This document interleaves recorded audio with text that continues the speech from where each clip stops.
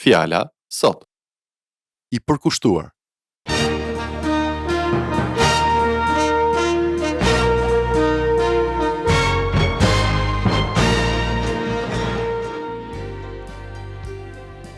Përshëndetje dhe mirë se vini në këtë seri programesh nga pastorët Paul dhe Doug Schroeder nga shërbesa Fjala Sot. Dhe fjala për sot është i përkushtuar. Në bisedat tona, fjala i përkushtuar apo e përkushtuar përdoret shumë shpesh. Ne themi, ky person është i përkushtuar ndaj familjes, apo ky person është shumë i përkushtuar ndaj shoqërisë, punës e tjerë. Gjithsesi, ne ju inkurajojmë që të ndiqni programin e sotëm për të mësuar se ka edhe një lloj tjetër përkushtimi që ka të bëjë me të qenit të vëmendshëm dhe falendërues. Ky përkushtim shkon përtej gjërave të jetës së përditshme, përtej njerëzve dhe gjërave materiale të kësaj bote. Dhe në të njëjtën kohë, është diçka që jep shumë gëzim jetës sonë dhe na bën më të vetëdijshëm për të gjitha bekimet e mrekullueshme që Perëndia ka siguruar për ne.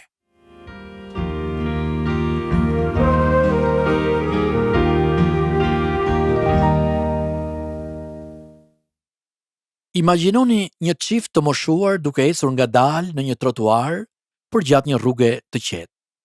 Janë ndoshta në moshën 70 apo 80 vjeç. Të kapur dorë për dore, ata bisedojnë me njëri tjetrin me qetësi dhe butësi.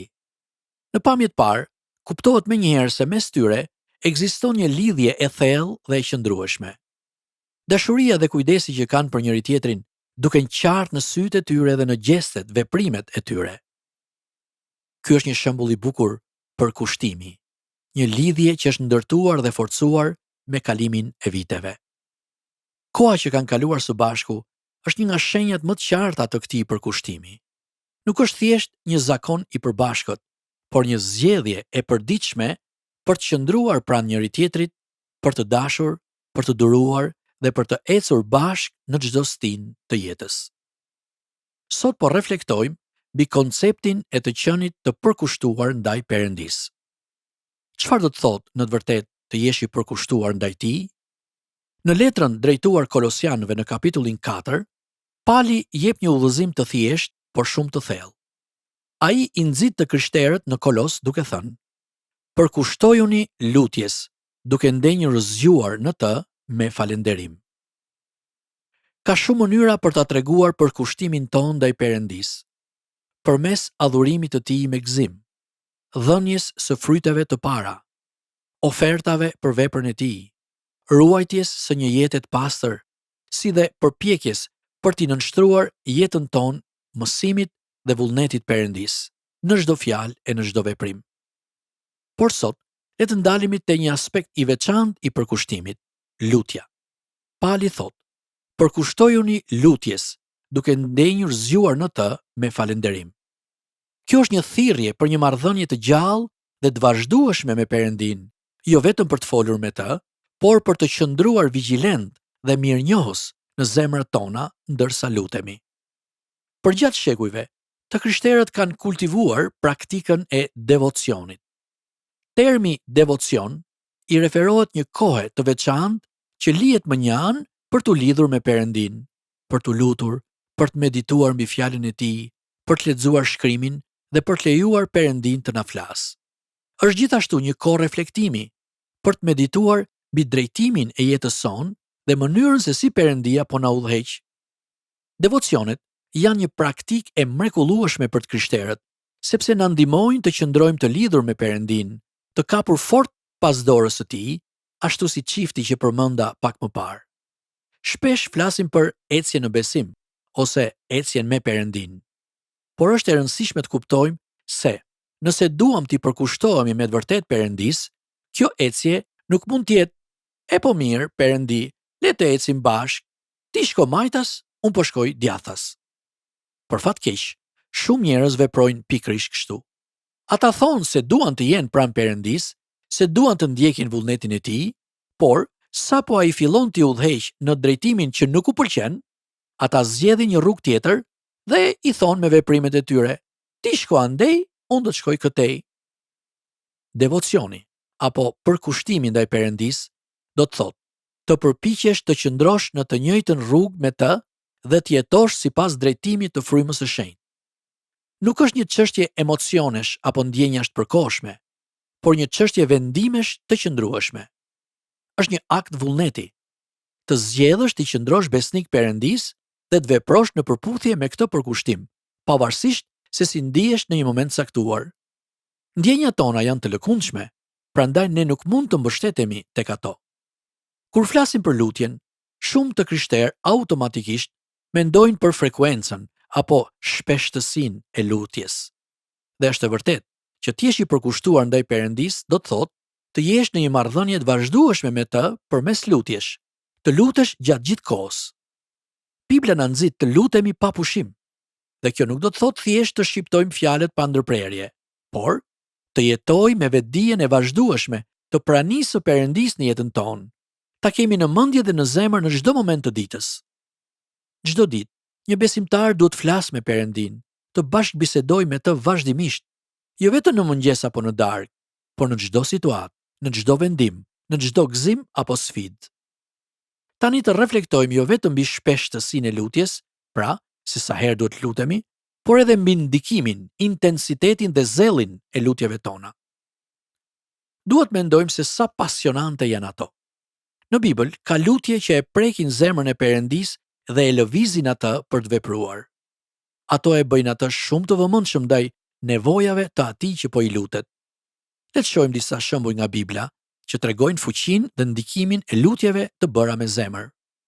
Mojsiu për shembull, ju lut Zotit që të mos i shkatronte izraelitët edhe pse ata ishin rebeluar kundër tij në shkretë të tjerë.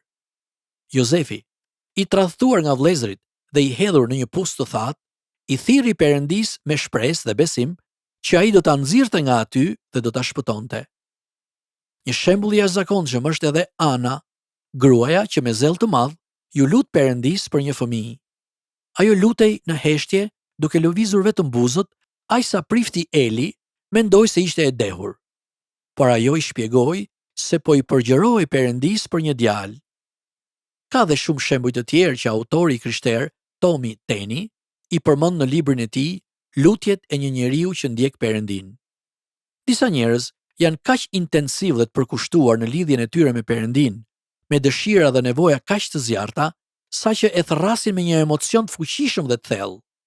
Në fakt, kjo lloj lutjeje përgjëruese është gati sfiduese në natyrën e saj dhe Perëndia gëzohet kur e sheh një zemër që e kërkon me gjithë qenien.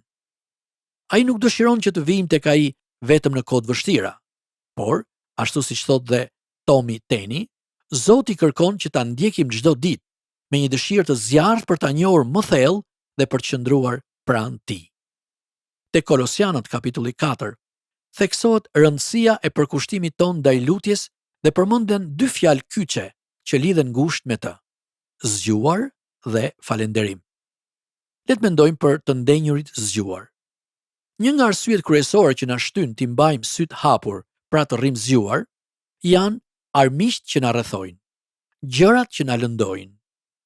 Për frazën duke ndenjur zgjuar, ne mund të përdorim fjalën kujdes. Kur diçka nuk shkon mirë ose kur ndodhemi përballë një rreziku, zakonisht themi kujdes ose ki mendjen. Në jetën tonë si besimtar, ne kemi rreziqe dhe armiq frymëror që mund të na dëmtojnë besimin dhe marrëdhënien me Perëndin. Për këtë arsye, duhet të lutemi pa pushim, që Perëndia të na hap syt dhe të na ndihmojë të dallojmë kur besimi ynë po sulmohet ose kur jemi duke u larguar nga rruga e tij për shkak të tundimeve dhe ndikimeve të gabuara, qoftë përmes internetit apo marrëdhënieve jo të përshtatshme me njerëz që nuk na ndihmojnë të rritemi frymërisht. Prandaj duhet lutemi që Perëndia të na mësojë të qëndrojmë sy hapur dhe të ruajmë vigjilencën në mënyrë që të mos bijem pre e pengesave dhe të mos humbasim rrugën drejt tij. Për të ndenjur i zgjuar, përfshin edhe një element tjetër shumë të rëndësishëm: të qenurit të vëmendshëm. Të jemi të vëmendshëm ndaj atyre gjërave që Perëndia na sjell në rrugën tonë, ndaj asaj që ai na mëson dhe ndaj gjërave që na drejton të bëjmë. Ndoshta Perëndia po sjell në jetën tonë një person me të cilin duhet të ndajmë dëshminë e Jezusit, apo po na jep sinjale për vendimet që duhet marrim në jetën tonë. Unë dhe gruaja ime Koni, kur përballemi me një vendim të vështirë, i drejtohemi Zotit me zemër të hapur dhe jemi të vëmendshëm për drejtimin që ai na jep. Ne lutemi së bashku duke thënë: Zot, na jep qartësi, na jep sa më shumë siguri të jetë e mundur dhe na zbuloj qartë cili është vullneti yt në këtë situatë. Sigurisht, nëse ajo që po kërkojmë është brenda ligjit të Zotit dhe është e dobishme për ne, ai shpesh na jep më shumë se një mundësi. Na dërgon shenja dhe të dhëna të qarta, ndaj të cilave duhet të jemi të vëmendshëm. Në këtë mënyrë, Perëndia na drejton drejt rrugëve që ai dëshiron që ne të ndjekim. Ka dhe një aspekt tjetër të lutjes për cilin flet apostulli Paul, që lidhet ngushtë me përkushtimin ton ndaj Perëndisë në lutje, dhe ky është falënderim. Shpeshherë, ne nuk vëmë re apo nuk i vlerësojmë mjaftueshëm bekimet e vogla të panumërta që Perëndia na jep çdo ditë. Nga ajri që thithim tek rrahjet e zemrës sonë, e deri tek burimet e mrekullueshme natyrore si pemët dhe uji. Të gjitha janë dhuratat pafundme që Perëndia na ka siguruar.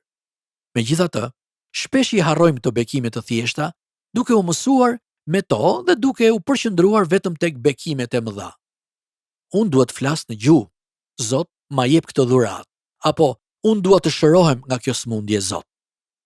Ose ndoshta kemi marrë një trashëgimi nga një i afërm, apo çfarëdo bekimi qoftë, dhe duam vetëm bekime të tilla gjatë gjithë kohës, pa e kuptuar se falënderimi për gjërat e vogla është po aq i domosdoshëm për jetën tonë frymërore. Në të vërtetë, ne duhet të zgjohemi dhe të jemi të vetëdijshëm që Perëndia na dërgon një varg bekimesh gjatë gjithë kohës. Për më tepër, ne duhet ta falenderojmë edhe për vështirësitë që kalojmë, sepse, siç mësojmë në letrën e Romakëve, sprovat prodhojnë këmbgulje. Këmbgulja prodhon karakter.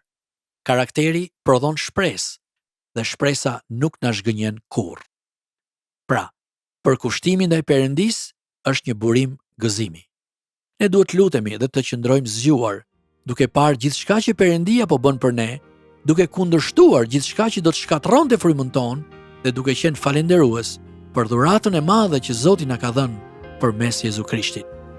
Jini të përkushtuar ndaj Zotit Perëndi në lutje dhe do të përjetoni paqen dhe gëzimin që vetëm ai mund t'i jap zemrës sonë.